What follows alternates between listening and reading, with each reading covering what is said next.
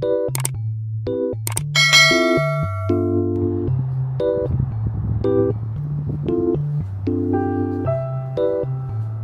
morning guys! So today, jogging pala ako mag-isa dahil ayaw ni Austin sumama. First time ko actually mag-jogging mag-isa dito sa aming neighborhood. Sabi ni Austin, safe naman daw, kaya okay lang. Ito pala is lagusan ng tubig pag umuulan dito. So yan oh, grabe ang effort nila, minaw nila itong lahat. Super laki niyan. And then yung mga apartments, ito yung mga bahay. Ayan. Today marks my 3 years dito sa Amerika. Super bilis. Ang dami ng mga nangyari. At sa 3 years na yun, hindi pa ako nakakauwi. Hindi pa ako nakakauwi dahil parang palagi ako may hinihintay. Noong una kasi is nag-iintay ako magka-green card, tapos na nagka-green card naman ako na 2 years lang, nagka-work naman ako, so hindi din ako makakapag-leave. Last year sana is uuwi kami ni Austin, kaso ayun nga, lumipat naman kami ng ibang state, so hindi din natuloy. Tapos ngayon, gusto ko na talaga umuwi dahil hindi naman ako ma-homesicken, but ngayon, nafe-feel ko na parang gusto ko nang umuwi, gusto ko nang magbakasyon muna. Kaso, yung green card naman natin ngayon is expired na. Though meron naman akong extension letter, kaso, ayun nga, nag-ano pa din ako. Hindi ko alam kung safe bang umuwi na extension letter lang at saka yung expired green card yung ipakita ko, dahil feeling ko if sa California pa din kami okay lang dahil madaming mga Filipinos doon sa airport, sa San Francisco or sa LA. Feeling ko magagets nila, but hindi ko sure if ganun din ba sa ibang state katulad nga dito sa Texas. So yun, sabi ko kay Austin, i-wait ko na lang muna uli bago kami umuwi hanggang sa ma-approve. Nag-send ako ng aking removal of condition last December, and ngayon is August na, wala pating balita. And usually daw, parang 2 to 3 years inaabot yung mga processing na ganun. Sana naman hindi man katagal yung sa akin. Inaabot daw ng 2 to 3 years bago uli ma-approve yung removal of condition naman. At kung natatandaan nyo, yung aking green card, yung 2 years ko is na-approve siya parang within 3 months lang.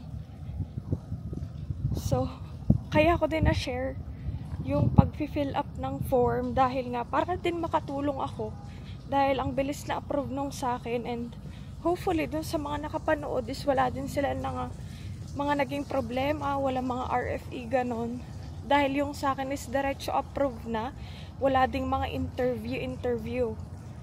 So I'm hoping dito sa removal of condition ko wala na ding interview. Diretso approval na, but we'll see dahil hindi naman hawak natin ang decision. And ayun nga, kaya din hindi ako guys makapag-post pa ng video regarding sa removal of condition dahil hindi pa ako approve guys. Ayoko namang mag-share na hindi pa ako sure kung may mali ba sa ginawa ko. Ayoko namang mapahamak pa kayo dahil sa akin, kaya hindi din ako nakakapag-post pa ng video. I wanna make sure na yung information na ibibigay ko sa inyo is tama din. So ayun, para lang sa mga curious, but hindi ako naggagawa pa ng removal of condition. Gusto ko lang ma-make sure na walang mali dun sa ginawa ko, at ayun, para hindi din kayo magka-problema. Kaso ayun nga, dahil 2 to 3 years inaabot yung approval, hindi ko sure kung makakapagawa pa ako dahil pag 2 years inabot yung approval nung sa akin, siguro pag na-share ko, hindi na din updated yung mga information. So we'll see. I'm still hoping na ma-approve kagad, but dahil nga lumipat kami ng states, feeling ko magtatagal. feeling ko nakaka-apekto din yun sa processing. Tapos yung papers ko pala is nasa parang Vermont. Yun daw yung pinakamatagal yung processing sa mga papers. So, ayun. But tingnan pa din natin. Gustong-gusto na din namin umuwi ni Austin. Pati si Austin gusto na din. Tapos nililista ko na yung mga yung mga pagkain na gusto kong kainin. Tumatawag si Austin. Can you hear me?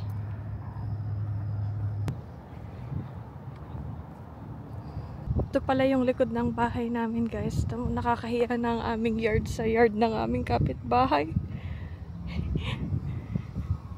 Dahil yung water bill namin grabe, kaya ayan, pinatay muna namin siya at hindi pa din kami nakakapag-mow.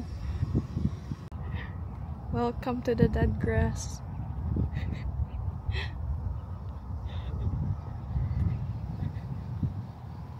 Ayan, ganyan kalawak ang aming yard sa front. At ito na ang ating house. Hi guys! So, pagpasensyahan nyo natin, hindi ko na pala natuloy yung vlog ko kanina. But ayun, dahil tumawag kasi si Austin. Chika ko lang sa inyo, nililista ko na yung mga gusto kong kainin sa Pinas uli dahil super miss ko na. Lalo yung mga street foods, alam ko na hindi siya healthy. Hindi naman palagi ko na mag-isaw. Wala akong makita, but ang alam ko sa LA merong ganon. Meron din ata sa parang San Jose area, sa California, but hindi kami nakapunta. At ngayon nga nandito na kami sa Texas, wala din akong mahanapan. Kahit yung mga frozen, wala ding nagtitinda. So, if meron kayong alam guys na nagtitinda ng mga frozen street foods, comment down below dahil super miss ko na siya at feeling ko hindi pa ako makakauwi this year. Siguro next year pa, so magtatagal pa ang ating food trip. Pag umuwi ako ng Pinas, isasama ko din kayo para makita nyo din yung family ko doon. Tapos ayun, isasama ko din kayo sa aming mga food trip ni Austin. Ang tagal na din ako tinatanong ng mga friends ko doon, ng mga college friends, ng mga high school friends ko kung kailan nga daw ba ako uuwi. Hindi na daw ako umuwi. Niloloko ko kasi sila dati na hindi na ako uuwi pagkadating ko dito. Ayun nga, nagkatotoo, pero dapat, ang plano talaga namin ni Austin is every year kami uuwi. Things happen at, ayun, hindi na tayo nakauwi. 3 years na tayo dito at hindi pa tayo nakakauwi. But hopefully next year, makauwi na tayo pag sana ma-approve kagad yung aking papers din. Sabi nila, parang pag naka 3 years green card holder ka daw, pwede ka na daw mag-apply ng US citizenship kahit meron ka pang pending na removal of conditions. Wala natin mga dogs. Mga gutom na. You hungry? And then ang isa. Yeah, may mop tayo dyan dahil magmamap ako habang pinapakain ko sila sa labas. Take almost 1 cup sila ng pakain. Pakita ko sa inyo ang aming mga dogs. Medyo makalat dito. Pagpasensyahan nyo at may mga towel pa dyan. Yan kasi yung nung nagpaligo kami ng aso. Dyan na lang muna siya. Dito pa yung isa. Ito ating neighbors. May mga towel dito na kung saan nakalagay. Dahil ang lakas lagi ng hangin dito guys sa aming backyard. Tapos minsan, ang gabok pa, so hindi na ako masyado naglalabas dito. Most of the time is binoblower ko siya. Buti na lang may blower si Austin. Pala naglilinis ako, nilalagyan ko nitong pinakatakip muna itong doggy door. Ayan, para hindi muna sila makapasok. Dahil magmamap ako. Ayan. Magmap lang ako guys. Balikan ko uli kayo mamaya. Ito pala ating groceries. Ang nagastos ko lang dito is, yan o, $60. Dahil sa Walmart lang tayo nag-grocery. Usually kasi, pag kaming dalawa ni Austin, pumupunta kami ng H-E-B, Walmart, tapos ngayon nga may Costco na din dito. So, this time sa Walmart lang tayo namili, at $60 lang siya. Papakita ko din sa inyo kung ano ba mga nabili ko. Ito pala guys, ang ating mga napamili na naman. Dahil nga tayo nagbabudget ngayon, dahil ang taas na ng ating gastusin monthly, kailangan ng mag-budget, lalo sa grocery. Dahil yung grocery namin, Per week, inaabot siya ng $300. Kami lang namang dalawa ni Austin. Tapos may 2 dogs nga kami. But before, ang nagagastos lang talaga namin is to 100 to 150. So ngayon, gusto naming ibalik yung nasa dati na dapat 100 to 150 lang. Ito is mostly groceries. Wala kaming mga biniling shampoo, mga conditioner, tapos yung mga sabon. Yun din kasi nagpapamahal. Bumili ako ng dalawa nito. Bili ni Bliss na bubbly. Dahil ito yung gustong drink ni Austin. Ito, lagi ako may ganito sa aming fridge. Ang mga key limes. Mahilig kasi kaming magsawsawa ni Austin ng toyo na may ganito. Bumili din pala ako nito.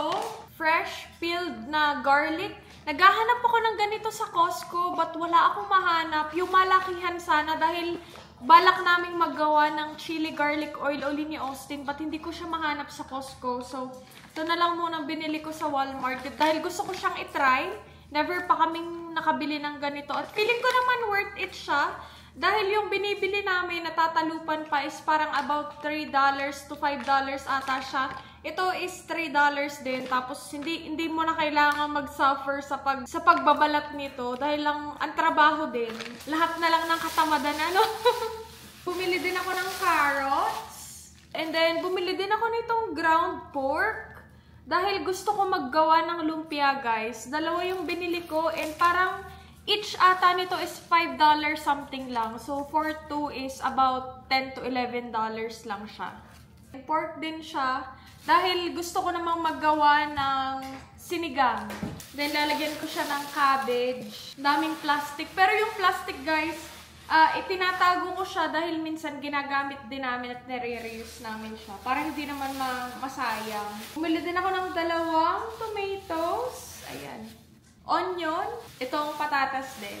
Strawberries. Gusto ko sana is orange. Kaso yung sa Walmart, yung mga orange nila parang color yellow na. So, hindi na siya orange. But yun, parang wala sila masyadong magandang orange. So, nag-strawberries na lang ako. So, ito nang inabot ng ating $60. So, yun guys. Kakatapos ko lang maglinis. At ngayon is napapasok ko na din ang aming mga aso. So, magkwentuhan muna tayo sa mga curious dyan kung meron naman bang naiipon or meron naman bang naipon the past 3 years na nandito ako sa Amerika. Ang sagot is, oo, meron naman. Sana all. Hindi guys, pero ang naiipon ko talaga dito is taba. Grabe na ang inilaki ko dito sa Amerika. Sabi nila, ayun, may iba daw sa pagkain dito, pero feeling ko yung serving talaga nila guys, ang lalaki. Parang good for 2 to 3 people na. So, dumating ako dito sa Amerika, 100 pounds lang ako. Ngayon is nasa 120 na. Kaya din talaga nirush ko si Austin na ayusin na yung aming gym equipment sa aming garage para magamit na.